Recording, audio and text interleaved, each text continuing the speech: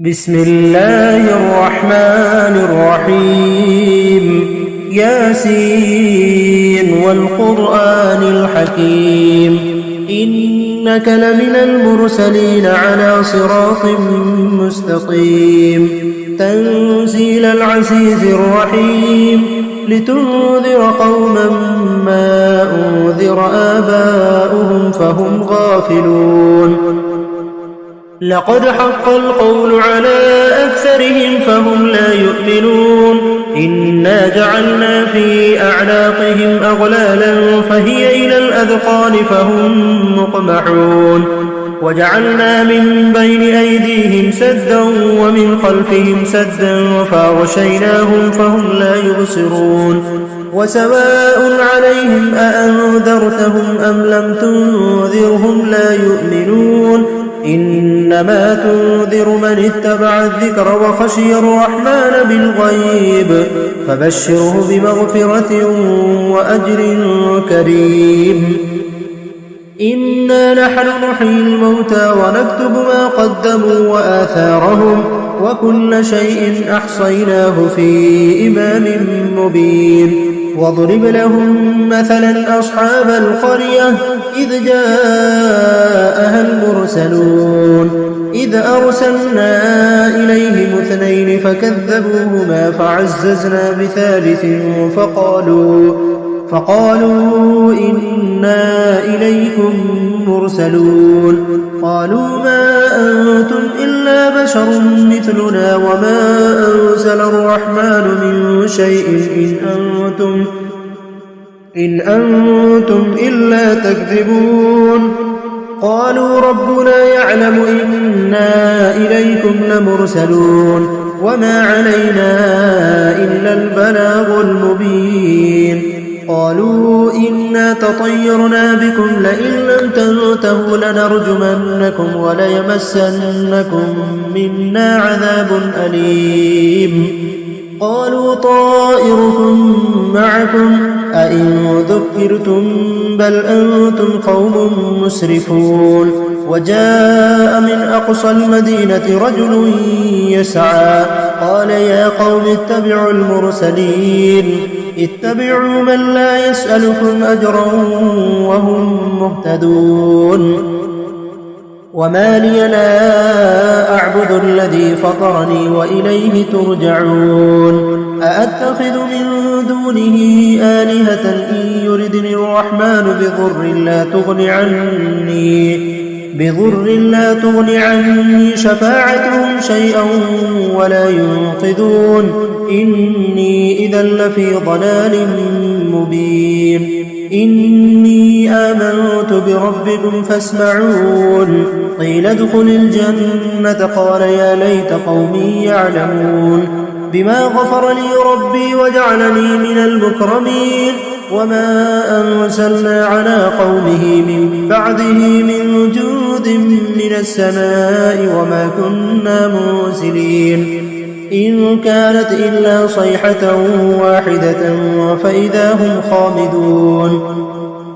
يا حسرة على العباد ما يأتيهم من رسول إلا كانوا به يستهزئون ألم يروا كم أهلكنا قبلهم من القرون أنهم إليهم لا يرجعون وإن كل لما جميع لدينا محضرون وآية لهم الأرض الميتة وحييناها وأخرجنا منها حبا فمنه يأكلون وجعلنا فيها جنات من نخيل وأعناب وفجرنا فيها من العيون ليأكلوا من ثمره وما عملته أيديهم أفلا يشكرون سبحان الذي خلق الأزواج كلها مما تنبت الأرض ومن أنفسهم ومما لا يعلمون وآية لهم الليل نسلخ منه النهار فإذا هم مظلمون والشمس تجري لمستقر لها ذلك تقدير العزيز العليم والقمر قدرناه منازل حتى عاد كالعرجون القديم لا الشمس ينبغي لها أن يدرك القمر ولا الليل سابق النهار وكل في فلك يسبحون وآية لهم أنا حملنا ذريتهم في الفلك المشحون وخلقنا لهم من مثله ما يركبون وإن نشأ نغرقهم فلا صريخ لهم ولا هم ينقذون إلا رحمة منا ومتاعا إلى حين وإذا قيل لهم اتقوا ما بين أيديكم وما خلفكم لعلكم ترحمون وما تأتيهم من آية من آيات ربهم إلا كانوا عنها معرضين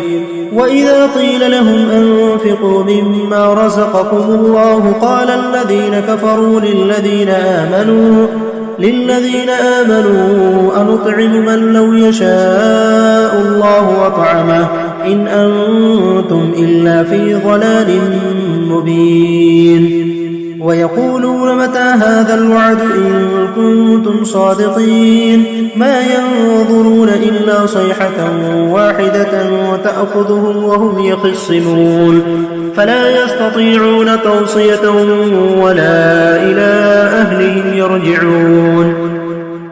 ونفخ في الصور فإذا هم من الأجداث إلى ربهم ينسلون قالوا يا ويلنا من بعثنا من مرقدنا هذا ما وعد الرحمن وصدق المرسلون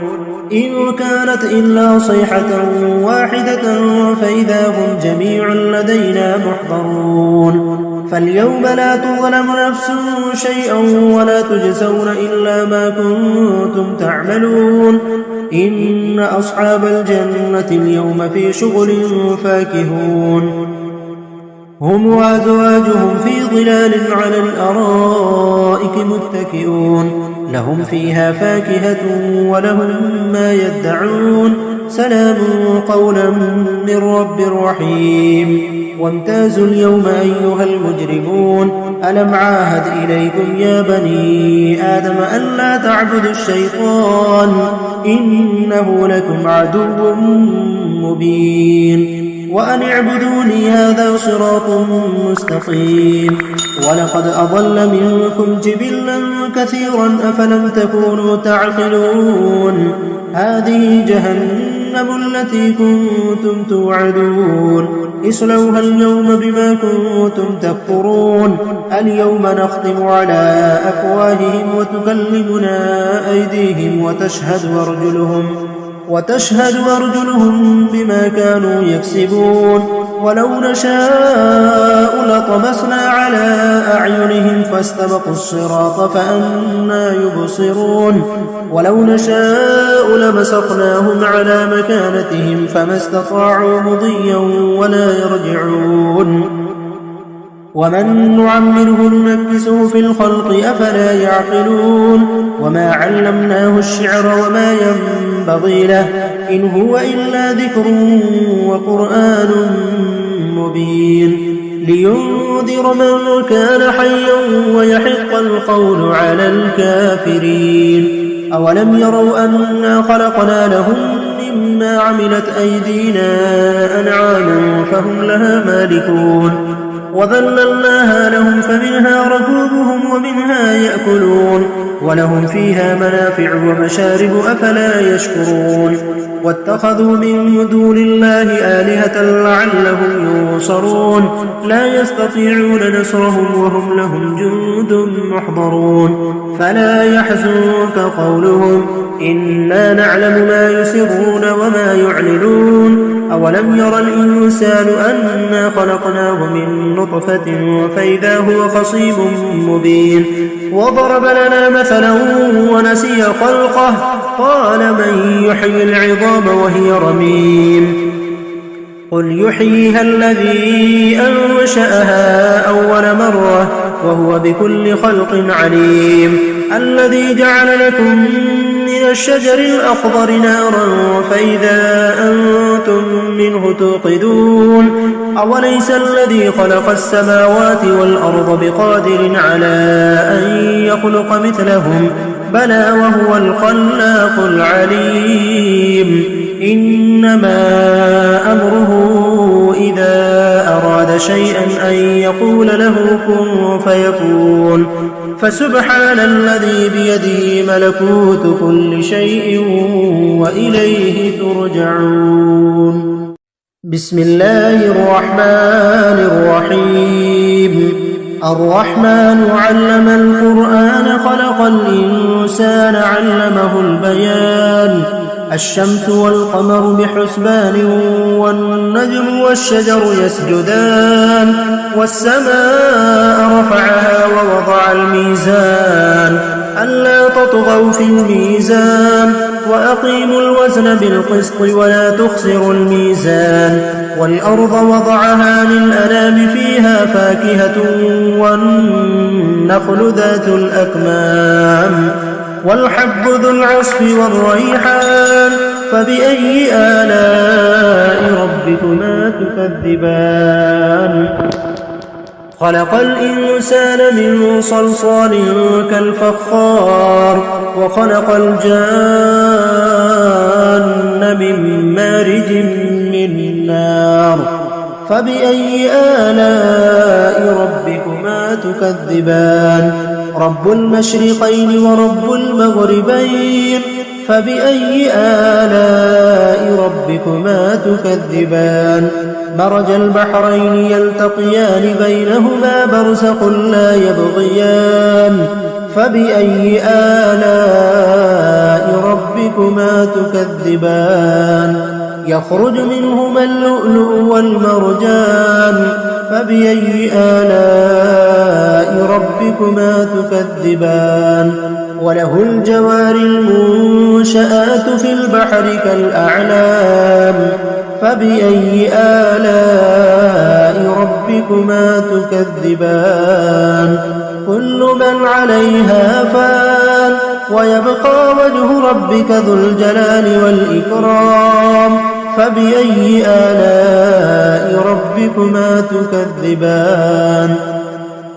يسأله من في السماوات والأرض كل يوم هو في شأن فبأي آلاء ربكما تكذبان. سنفرغ لكم أيها الثقلان فبأي آلاء ربكما تكذبان. يا معشر الجن والإنس إن استطعتم أن تنفذوا من أقطار السماوات والأرض فانفذوا لا تنفذون إلا بسلطان فبأي آلاء ربكما تكذبان. يرسل عليكما شواظ من نار ونحاس فلا تنتصران فبأي آلاء ربكما تكذبان. فإذا انشقت السماء فكانت وردة كالدهان فبأي آلاء ربكما تكذبان. فيومئذ لا يسأل عن ذنبه إنس ولا جان فبأي آلاء ربكما تكذبان. يعرف المجرمون بسيماهم فيؤخذ بالنواصي والأقدام فبأي آلاء ربكما تكذبان. هذه جهنم التي يكذب بها المجرمون يطوفون بينها وبين حميم آن فبأي آلاء ربكما تكذبان. ولمن خاف مقام ربه جنتان فبأي آلاء ربكما تكذبان. ذواتا أفنان فبأي آلاء ربكما تكذبان. فيهما عينان تجريان فبأي آلاء ربكما تكذبان. فيهما من كل فاكهة زوجان فبأي آلاء ربكما تكذبان. متكئين على فرش بطائنها من استبرق وجنى الجنتين دان فبأي آلاء ربكما تكذبان فيهن قاصرات الطرف لم يطمثهن إنس قبلهم ولا جان فبأي آلاء ربكما تكذبان كأنهن الياقوت والمرجان فبأي آلاء ربكما تكذبان هل جزاء الإحسان إلا الإحسان فبأي آلاء ربكما تكذبان ومن دونهما جنتان فبأي آلاء ربكما تكذبان مدهامتان فبأي آلاء ربكما تكذبان فيهما عينان نضاختان فبأي آلاء ربكما تكذبان فيهما فاكهة ونخل ورمان فبأي آلاء ربكما تكذبان فيهن خيرات حسان فبأي آلاء ربكما تكذبان حور مقصورات في الخيام فبأي آلاء ربكما تكذبان لم يطمثهن إنس قبلهم ولا جان فبأي آلاء ربكما تكذبان متكئين على رفرف خضر وعبقري حسان فبأي آلاء ربكما تكذبان تبارك اسم ربك ذي الجلال والإكرام بسم الله الرحمن الرحيم إذا وقعت الواقعة ليس لوقعتها كاذبة خافضة رافعة إذا رجت الأرض رجا وبست الجبال بسا فكانت هباء منبثا وكنتم أزواجا ثلاثة فأصحاب الميمنة ما أصحاب الميمنة وأصحاب المشأمة ما أصحاب المشأمة والسابقون السابقون أولئك المقربون في جنات النعيم ثلة من الأولين وقليل من الآخرين على سرر موضونة متكئين عليها متقابلين يطوف عليهم ولدان مخلدون بأكواب وأباريق وكأس من معين لا يصدعون عنها ولا ينزفون وفاكهة مما يتخيرون ولحم طير مما يشتهون وحور عين كأمثال اللؤلؤ المكنون جزاء بما كانوا يعملون لا يسمعون فيها لغوا ولا تأثيما إلا قيلا سلاما سلاما وأصحاب اليمين ما أصحاب اليمين في سدر مخضود وطلح منضود وظل ممدود وماء مسكوب وفاكهة كثيرة لا مقطوعة ولا ممنوعة وفرش مرفوعة إنا أنشأناهن إنشاء فجعلناهن أبكارا عربا أترابا لأصحاب اليمين ثلة من الأولين وثلة من الآخرين وأصحاب الشمال ما أصحاب الشمال في سموم وحميم وظل من يحموم لا بارد ولا كريم إنهم كانوا قبل ذلك مترفين وكانوا يصرون على الحنث العظيم وكانوا يقولون أئذا متنا وكنا ترابا وعظاما أئنا لمبعوثون أو آباؤنا الأولون قل إن الأولين والآخرين لمجموعون إلى ميقات يوم معلوم ثم إنكم أيها الضالون المكذبون لآكلون من شجر من زقوم فمالئون منها البطون فشاربون عليه من الحميم فشاربون شرب الهيم هذا نزلهم يوم الدين نحن خلقناكم فلولا تصدقون أفرأيتم ما تمنون أأنتم تخلقونه أم نحن الخالقون نحن قدرنا بينكم الموت وما نحن بمسبوقين على أن نبدل أمثالكم وننشئكم فيما لا تعلمون ولقد علمتم النشأة الأولى فلولا تذكرون أفرأيتم ما تحرثون أأنتم تزرعونه أم نحن الزارعون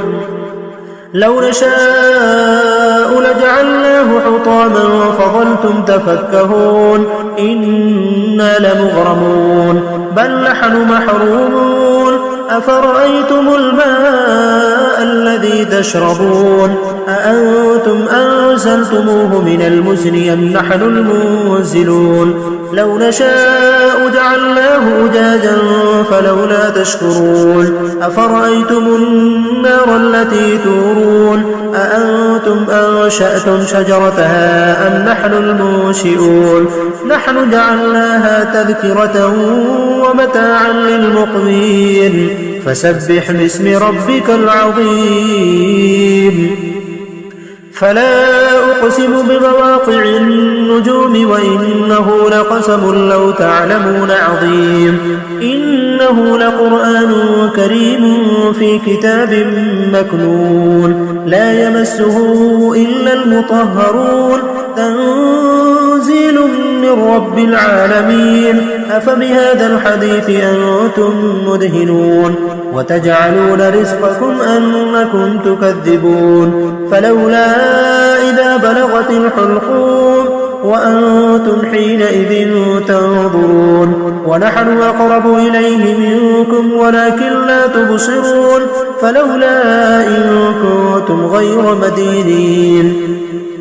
ترجعونها إن كنتم صادقين فأما إن كان من المقربين فروح وريحان وجنة نعيم وأما إن كان من أصحاب اليمين فسلام لك من أصحاب اليمين وأما إن كان من المكذبين الضالين فنزل من حميم وتصلية جحيم إن هذا لهو حق اليقين فسبح باسم ربك العظيم بسم الله الرحمن الرحيم تبارك الذي بيده الملك وهو على كل شيء قدير الذي خلق الموت والحياة ليبلوكم أيكم أحسن عملا وهو العزيز الغفور الذي خلق 7 سماوات طباقا ما ترى في خلق الرحمن من تفاوت فارجع البصر هل ترى من فطور ثم ارجع البصر كرتين ينقلب إليك البصر خاسئا وهو حسير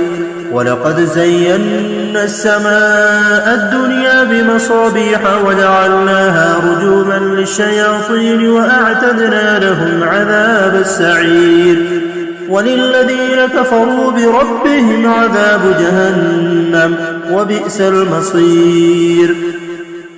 إذا ألقوا فيها سمعوا لها شهيقا وهي تفور تكاد تميز من الغيظ كلما ألقي فيها فوج سألهم خزنتها ألم يأتكم نذير قالوا بلى قد جاءنا نذير فكذبنا وقلنا ما نزل الله من شيء إن أنتم إلا في ضلال كبير وقالوا لو كنا نسمع أو نعقل ما كنا في أصحاب السعير فاعترفوا بذنبهم فسحقا لأصحاب السعير إن الذين يخشون ربهم بالغيب لهم مغفرة وأجر كبير وأسروا قولكم أو اجهروا به إنه عليم بذات الصدور ألا يعلم من خلق وهو اللطيف الخبير هو الذي جعل لكم الأرض ذلولا فامشوا في مناكبها وكلوا من رزقه وإليه النشور أأمنتم ما في السماء أن يخسف بكم الأرض فإذا هي تمور أم أمنتم ما في السماء أن يرسل عليكم حاصبا فستعلمون كيف نذير ولقد كذب الذين من قبلهم فكيف كان نكير أولم يروا إلى الطير فوقهم صافات ويقبضن ما يمسكهن إلا الرحمن إنه بكل شيء بصير أمن هذا الذي هو جود لكم ينصركم من دون الرحمن إن الكافرون إلا في غرور أمن هذا الذي يرزقكم إن أمسك رزقه بل لجوا في عتو ونفور أفمن يمشي مكبا على وجهه أهدى أمن يمشي سويا على صراط مستقيم قل هو الذي أنشأكم وجعل لكم السمع والأبصار والأفئدة قليلا ما تشكرون قل هو الذي ذرأكم في الأرض وإليه تحشرون ويقولون متى هذا الوعد إن كنتم صادقين قل إنما العلم عند الله وإنما أنا نذير مبين فلما رأوا زلفة سيئت وجوه الذين كفروا وقيل هذا الذي كنتم به تدعون قل أرأيتم إن أهلكني الله ومن معي أو رحمنا فمن يجير الكافرين من عذاب أليم قل هو الرحمن آمنا به وعليه توكلنا فستعلمون من هو في ضلال مبين قل أرأيتم إن أصبح ماؤكم غورا فمن يأتيكم بماء